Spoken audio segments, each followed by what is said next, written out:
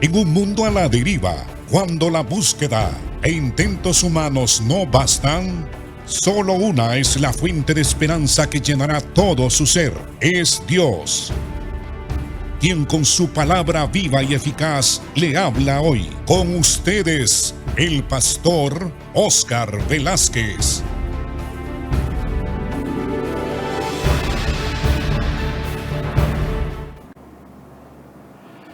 Dios les bendiga, amados hermanos. Estamos nuevamente con ustedes en sus hogares, llevándoles este programa viva y eficaz, porque ciertamente a través de la historia de la predicación de la palabra y del evangelio, nosotros hemos comprobado que la palabra del Señor es poderosa para transformar y para cambiar la vida de todo ser humano que escucha con atención su palabra. Es una palabra viva porque produce vida en nosotros y eficaz porque la palabra de Dios nunca regresa vacía a Él, sino que su palabra cumple el propósito por el cual Él la envía a nosotros, a nuestra mente, a nuestro corazón, a nuestra alma, a todo nuestro ser. Les damos pues la bienvenida a este programa Viva y Eficaz. Quiero leerles una porción de las Sagradas Escrituras que se encuentran en la Epístola a los Filipenses, en el capítulo 4. Pablo ha estado hablando de su ministerio y también reconociendo que la iglesia, las iglesias que él había fundado, principalmente la iglesia de Filipenses, le había enviado una y otra vez ofrenda para que él pudiera con toda libertad predicar el evangelio y tuviese lo necesario para viajar, ya sea por tierra o por barco, predicando el evangelio en diferentes naciones, como también en diferentes lugares y provincias. Entonces Pablo, al escribir a los filipenses, les dice al final de su epístola estas palabras: en gran manera me gocé en el Señor de que ya al fin habéis revivido vuestro cuidado de mí, lo cual también estabais solícitos, pero faltaba la oportunidad. Aquí es el capítulo 4, verso 10, y en el verso 11 Pablo continúa y dice: no lo digo porque tenga escasez, pues he aprendido a contentarme, cualquiera sea mi situación. Sé vivir humildemente y sé tener abundancia. En todo y por todo estoy enseñado, así para estar saciado como para tener hambre, así para tener abundancia como para padecer necesidad. Todo lo puedo en Cristo que me fortalece. Sin embargo, dice Pablo a los filipenses: bien insistes en participar conmigo en mi tribulación. Y sabéis también vosotros, oh filipenses, que al principio de la predicación del evangelio, cuando partí de Macedonia, ninguna iglesia participó conmigo en razón de dar o de recibir, sino solamente vosotros solos. Estas palabras de Pablo nos enseñan a nosotros que el Evangelio no es fácil de servir al Señor en el Evangelio. Tampoco es imposible y tampoco es difícil. Simplemente que a través de la vida cristiana nosotros pasamos tiempos de bonanza, tiempos de gran bendición material, pero a veces también tiempos de escasez. A veces no tenemos los recursos necesarios y no podemos con toda libertad ejercer el ministerio y cumplir nuestros deberes cristianos como debiéramos. Pablo está hablando a los filipenses, diciéndoles dándole las gracias por las ofrendas, por la provisión, por las remesas que la iglesia de Filipo le enviaba a él para que él predicase el evangelio y para que tuviese lo necesario sin que le faltara absolutamente nada. Sin embargo, él aclara, para evitar los malos entendidos, que él no buscaba ciertamente ofrendas de parte de los filipenses, sino que lo que buscaba era que los filipenses llevaran fruto para la gloria del Señor. Y él dice que había aprendido a través de su relación personal con Dios y a través del ejercicio del ministerio que el Señor le había enseñado a él que en cualquier circunstancia podía servirle. Sé vivir humildemente, sé tener en abundancia, he pasado momentos de grandes dificultades y he pasado en momentos de grandes bendiciones y abundancia. Entonces Pablo dice, en todo y por todo he sido enseñado, y concluye su enseñanza diciendo, yo todo lo puedo en Cristo, que me fortalece. Hoy voy a hablar un poquito de la actitud que debemos de asumir nosotros en relación a las dificultades de la vida, en relación a lo que nosotros llamamos prueba. Y los escritores tanto del Antiguo como Nuevo Testamento utilizaron esa palabra una y otra vez, la palabra prueba. Conociendo los escritores de la Biblia que Dios tiene dominio sobre toda circunstancia y que Él es soberano y gobierna, que nada de lo que sucede a los hijos de Dios les sorprende, porque Él tiene conocimiento de todo el pasado, también de todo nuestro presente y de todo el futuro. No hay nada que Dios ignore. Él tiene un conocimiento infinito de todo lo que hay en su universo creado por Él. Esto es lo que los teólogos llaman la doctrina de la soberanía de Dios. Él es soberano, Él gobierna, Él tiene conocimiento de todo, porque la Biblia ya dice que uno de los atributos divinos es la omnisciencia, es decir, Dios conoce todos los acontecimientos que ocurrieron en el pasado, que están ocurriendo en este mismo momento en todo el globo terráqueo, y todos los acontecimientos que van a suceder en el futuro. Esto para nosotros es difícil comprenderlo, porque esto rebasa nuestro conocimiento y nuestra mente es muy pequeña en relación a todo lo que la Biblia dice respecto a la naturaleza y a los atributos divinos.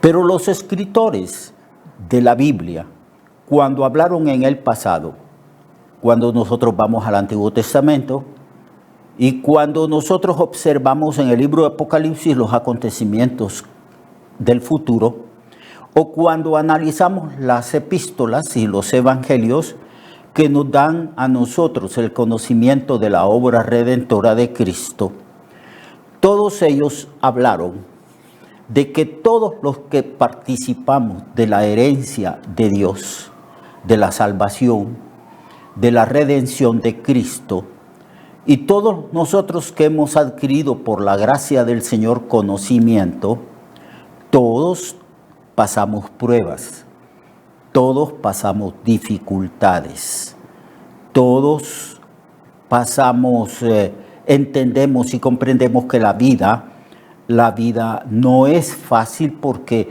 nosotros estamos sometidos a diferentes pruebas. Se le llama prueba porque en relación con Dios permite que sucedan ciertas cosas, ciertos acontecimientos en nuestra vida para que nosotros nos demos cuenta a qué grado de madurez hemos llegado, para que nos demos cuenta si somos fieles o no somos fieles cuando estamos bajo la presión de la prueba, bajo la presión de la circunstancia y de la dificultad que a veces nos agobia. Sufrimos dificultades, circunstancias adversas y muchas veces somos objeto de injusticia.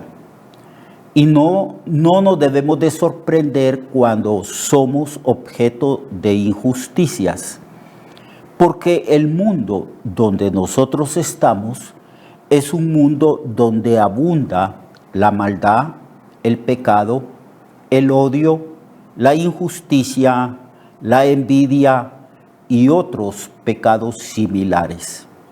Y como estamos en ese mundo, todos nosotros los cristianos a veces somos objeto de injusticia de parte de personas que no conocen a Dios.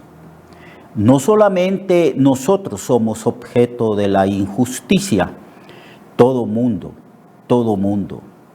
Cuando leemos los periódicos y escuchamos la radio y a través de la televisión vemos las noticias, oímos que las gentes que no son cristianos se quejan y se indignan también a causa de las injusticias que ocurren a diario en la vida de todo ser humano. Entonces nosotros los cristianos somos hijos de Dios y Cristo dijo, si a mí me aborrecieron, lo van a aborrecer a ustedes también. Y una de las causas por las cuales somos aborrecidos, objetos de injusticia y tenemos grandes dificultades y dolores de toda índole en esta vida, es sencillamente porque nosotros somos de Dios. Cristo nos escogió, nos llamó y ahora somos sus hijos. Estamos en el reino de justicia, de santidad y de luz que es el reino de Cristo. Ya no pertenecemos al reino de las tinieblas, ya no estamos bajo la esclavitud del pecado ni bajo la esclavitud de Satanás. Ahora somos de Cristo, porque Cristo nos compró con precio de su sangre derramada en la cruz. Al estar en el bando de Dios, al ser trasladado del reino de las tinieblas al reino de la luz, entonces nosotros somos objetos de los ataques de Satanás, de los ataques de la gente que está en las tinieblas, porque no entiende ni comprende nuestro estilo de vida de justicia y de santidad. Entonces Cristo dijo, si a mí me han aborrecido, los van a aborrecer a ustedes. Entonces somos objeto de diferentes pruebas que ocurren en la vida.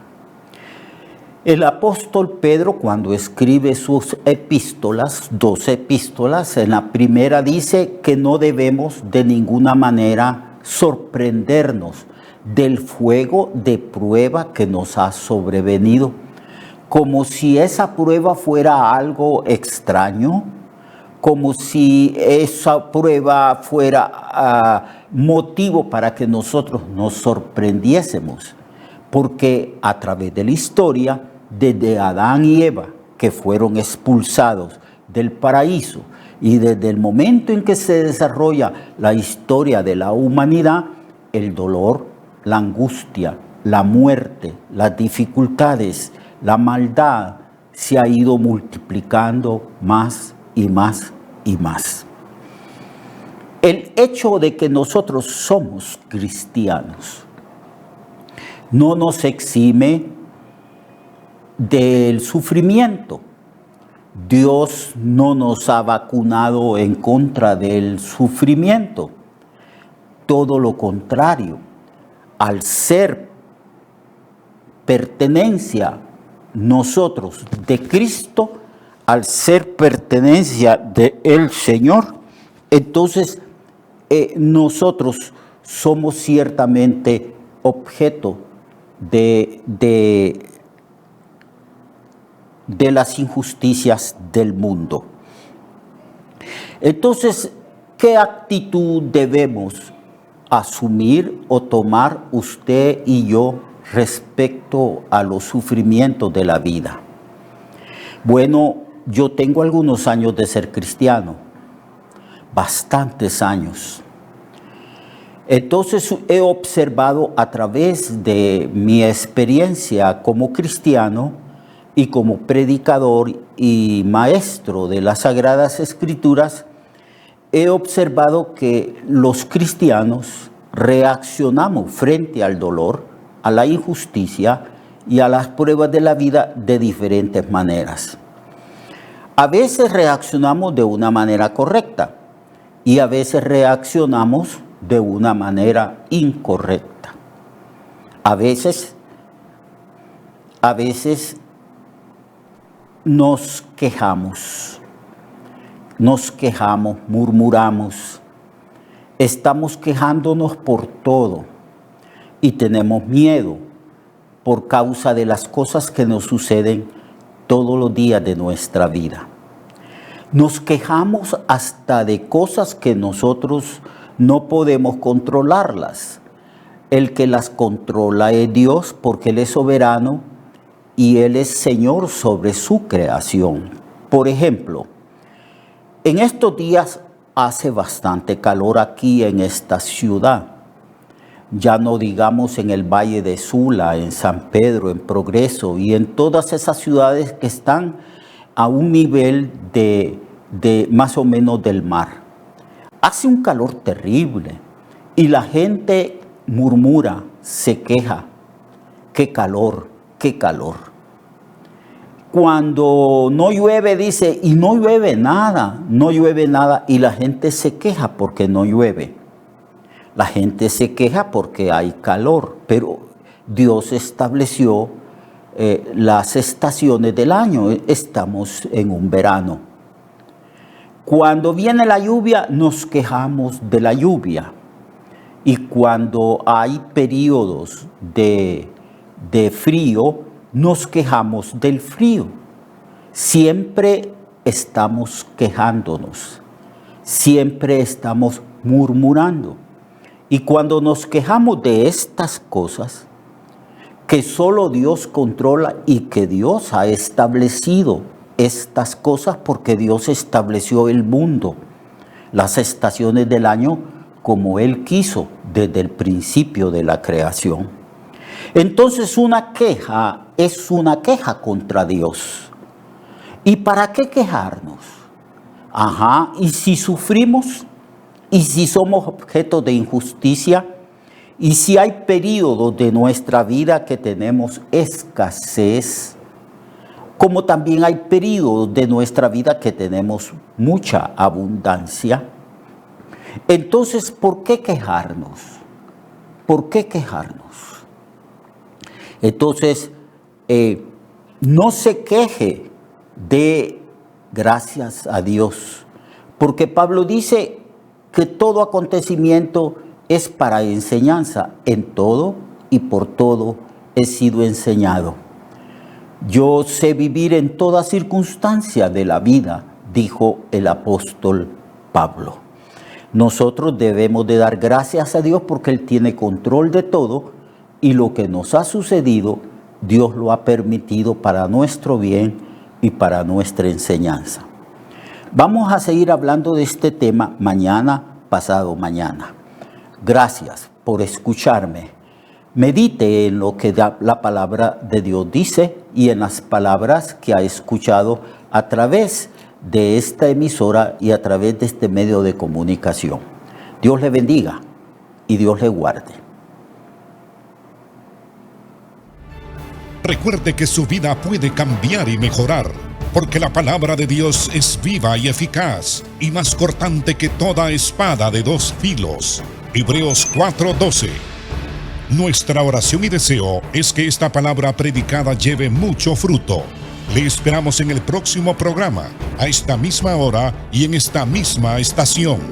Esta es una producción de Ministerios Reflexionarte, en colaboración con Cirkenu Network. Sus comentarios son bienvenidos. Escríbanos al correo reflexionartehn@gmail.com o al 504-9802-6186. 504-9802-6186.